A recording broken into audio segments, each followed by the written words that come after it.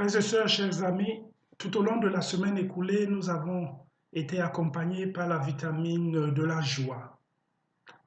Certains amis qui ont pris cette vitamine, qui ont visionné cette vidéo m'ont dit, mais Amos, en parlant de joie, ça frise un peu de l'inconscience, de l'amnésie face parfois aux situations dangereuses, pressantes.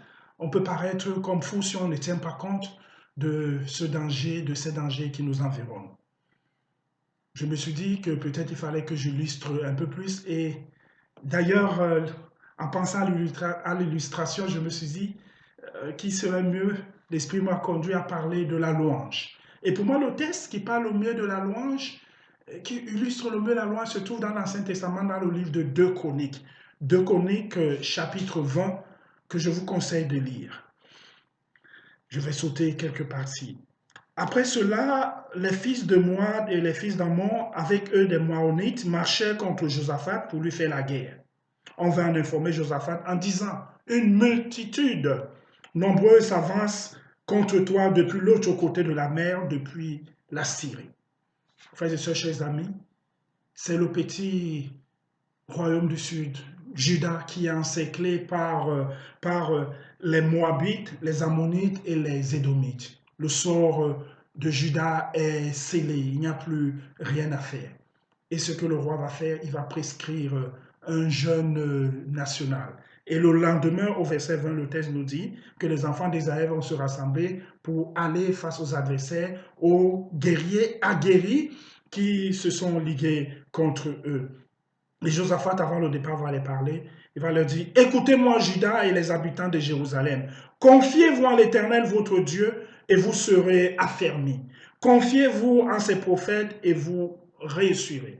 Puis, d'accord avec le peuple, il nomma des chantres qui, revêtus d'ornements sacrés et marchant devant l'armée, célébraient l'Éternel et disaient, louez l'Éternel, car sa miséricorde dure à toujours.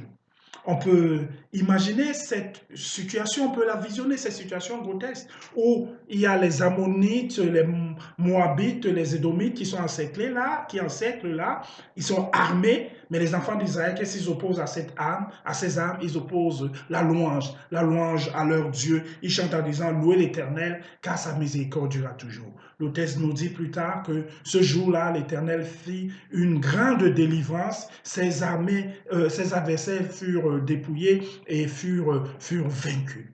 Oui, frères et sœurs, chers amis, ce que Dieu a fait ce jour-là, quand les enfants d'Israël ont commencé à louer Dieu, ce que Dieu a fait ce jour-là, il est capable de le faire aujourd'hui. Quand ce jour-là, les enfants d'Israël ont détourné leur regard du danger. Ils ont détourné leur regard du danger des ennemis, des guerriers qui les environnaient. Ils ont mis leur regard sur le Dieu d'Abraham, le Dieu d'Isaac et le Dieu de Jacob. Frères et sœurs, chers amis, en cette semaine, prends la vitamine de la louange. Une louange, pas qui défie, pas qui méprise, pas qui néglige le danger, mais une louange qui se confie en Dieu, qui se confie en son amour, qui se confie en sa grandeur. Ainsi, nous verrons de grandes délivrances dans nos vies. Alors, soyons toujours des adorateurs en esprit et en vérité. C'est alors que nous verrons de grandes délivrances, de grandes œuvres de Dieu dans nos vies. Que le Seigneur vous bénisse.